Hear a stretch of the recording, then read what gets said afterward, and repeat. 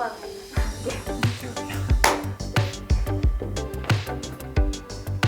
종목이 아닌 매크로로 접근하는 흐름이 알고 싶습니다. 좋은 질문 주셔서 감사합니다. 사실 제가 되게 많이 받는 질문이기도 해요. 책에도 잠깐 언급했지만 경제 지표가 워낙 다양하다 보니 이 수많은 경제 지표를 가지고 그리고 수많은 경제 기사를 가지고 어떻게 투자에 접목을 시켜야 될지 되게 많은 분들이 고민을 하시는 것 같고 사실 저도 증권사를 오래 다니고 있지만 지금도 고민이긴 합니다. 제가 추천드리는 방법 중에 하나는 수출 지표예요. 한국은 GDP에서 한 50% 정도를 수출을 하고 있다 보니 수출이 가장 중요하기도 합니다. 상장되어 있는 기업들의 상당수가 수출 기업이기도 하고요. 한국 수출입 동향이 여러 가지 면에서 저는 투자에 활용하시기 되게 좋은 지표가 아닌가라는 생각을 합니다. 몇 가지 이유가 있는데 첫 번째는 1일에 발표가 나와요. 주식은 항상 좀 빨리 나와야 그걸로 가지고 돈을 벌 수 있잖아요. 빨리 남보다 캐치를 해야지 되는데 이 수출입 동향 같은 경우에는 11월이 마무리되면 12월 1일에 1일 영업일에 경제지표가 나옵니다. 그래서 사실은 한국 투자자뿐만이 아니라 해외 투자자분들도 한국의 이 수출 지표에 대해서는 꼬박꼬박 조금 지켜보시는 편이기도 해요.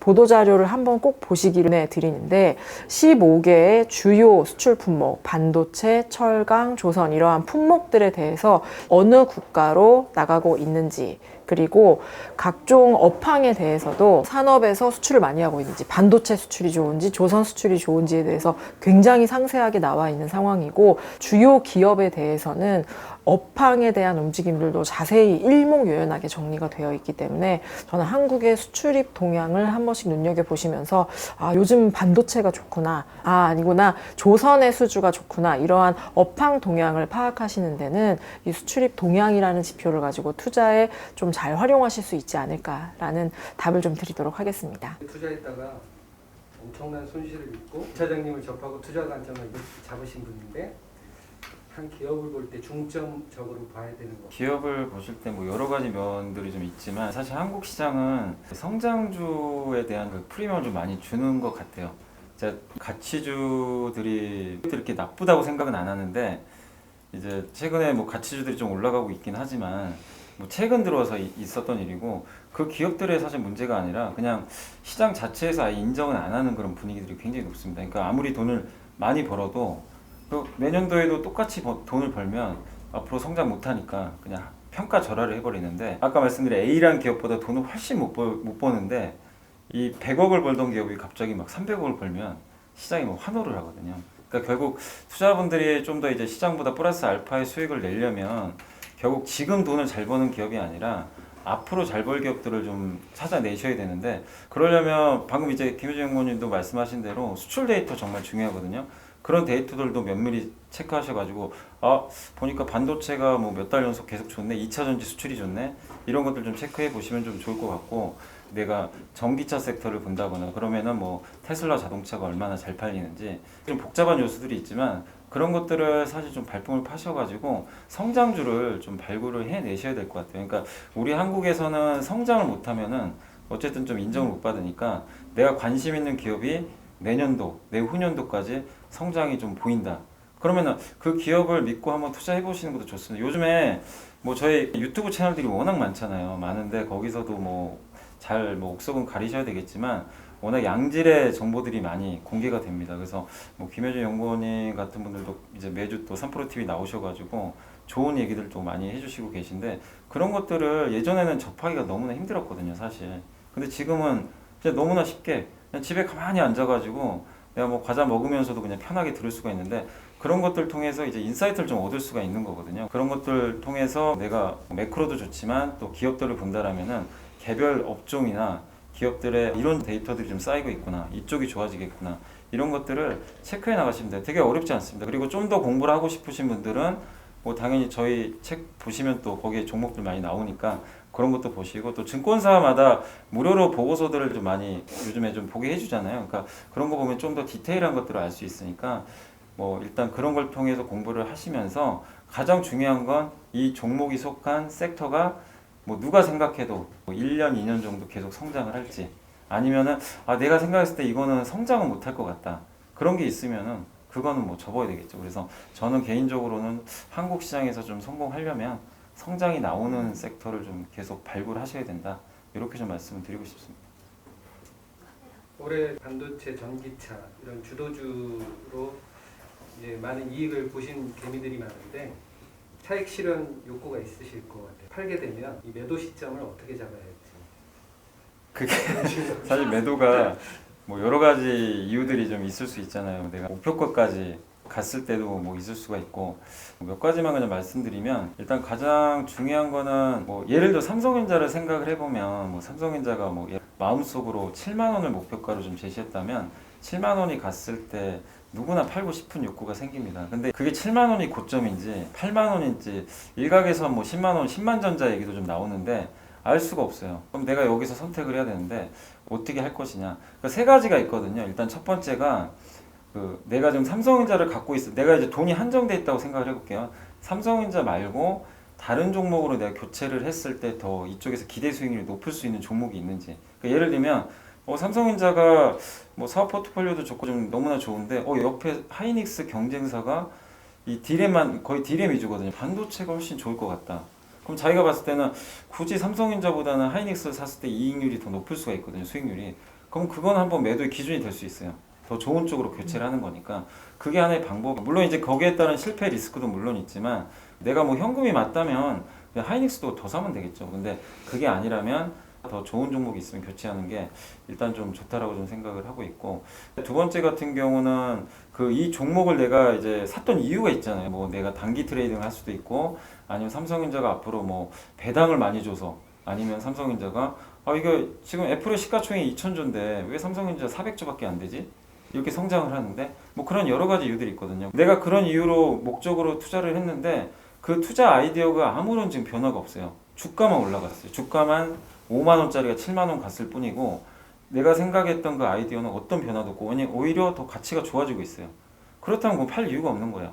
그냥 계속 가져가는 겁니다. 이게 삼성전자만 그런 게 아니라 카카오가 10만 원 하던 회사가 40만 원을 갔는데 10만 원, 30만 원, 40만 원 갈 때 목표 가격은 다 있겠지만 그때 투자 아이디어가 뭐 여러 가지가 있겠지만 뭐 언택트 비즈니스가 커지고 웹툰도 잘 되고 카카오 페이지, 카카오 뱅크 이런 것들이 잘 돼서 투자를 하신 분이라면 그 산업들이 지금 역성장을 하나요? 전혀 역성장하지 않거든요.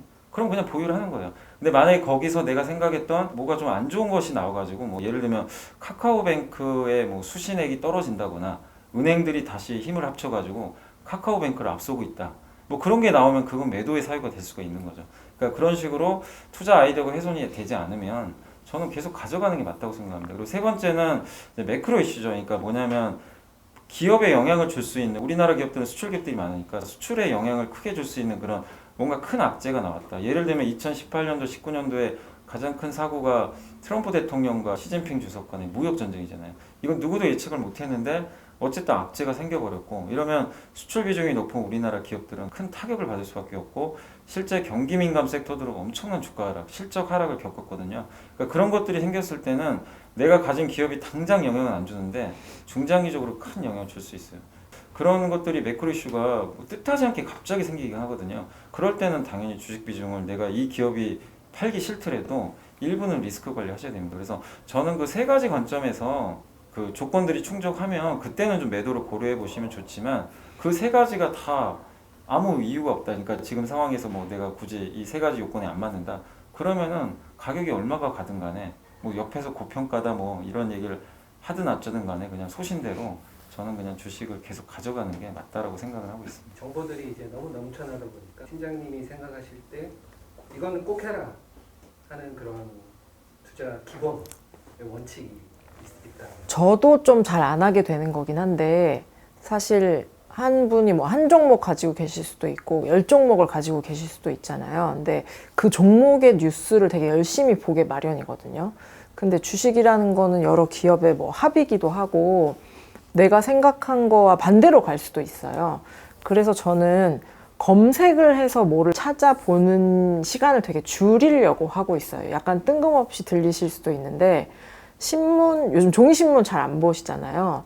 근데 오히려 저는 저랑은 좀 관계가 없어 보이는 신문을 정독을 그래도 시간을 내서 좀 하려고 하거든요. 그러면 제가 보기 싫은 뉴스도 있고요.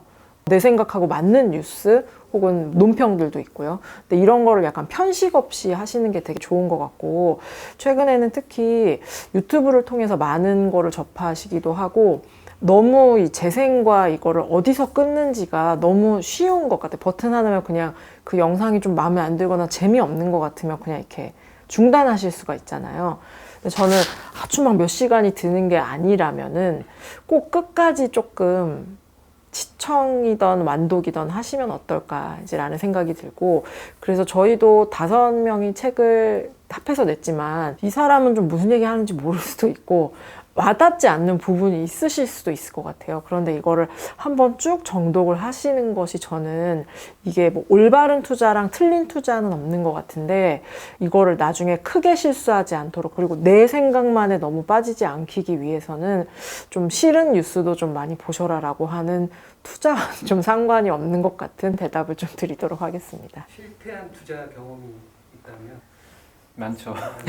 맞습니다. 저도 주린이 시절이 있어서, 제가 이제 제대하고 나서 2000년 그때 초였던 것 같아요. 그때 이제 주식을 저는 이제 뭐 전혀 몰랐으니까 몰랐는데, 저희 아버님이 주식을 하고 계시더라고요. 갑자기 집 그때 이제 HTS가 막 생겼을 때예요.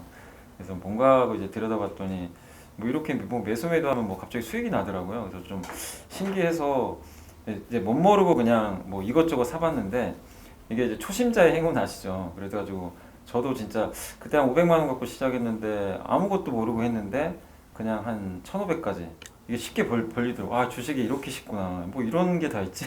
그래가지고 못 모르고 하다가 이제 주변에서 그 이제 소위 말하는 이제 초심자들이 가장 많이 이제 실수하는 게 누가 좋대더라. 저도 이제 그 정보를 받은 거예요. 그래서 한 뭐 이름까지 좀 얘기하긴 그렇지만 한 기업을 지금 상장 폐지가 됐는데, 그 기업을 이제 뭐 내용을 들어보니까 너무 좋은 거예요.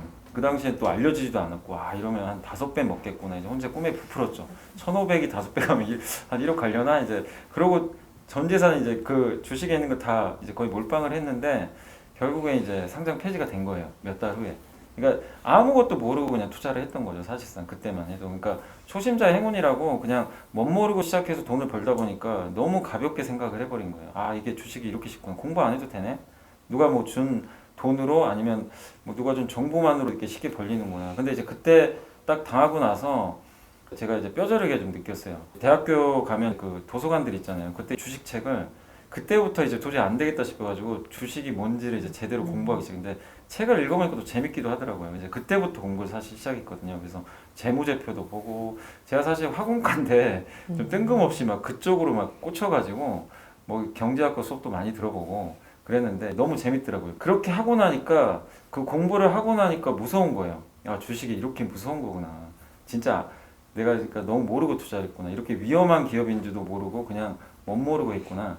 그때 좀 깨달았어요. 그래서 그때부터 공부를 하고 나니까 약간 제가 주식 투자를 해도 베팅을 좀 소극적으로 하게 되더라고요. 사람이 이제 한번 당하고 나니까 무서움도 느끼고. 근데 확실히 공부를 하고 나니까 기업도 좀 보이기 시작하고, 그때는 사실 가치 투자가 또 되게 유행했을 때였어요. 지금하고 다르게 성장주보다는.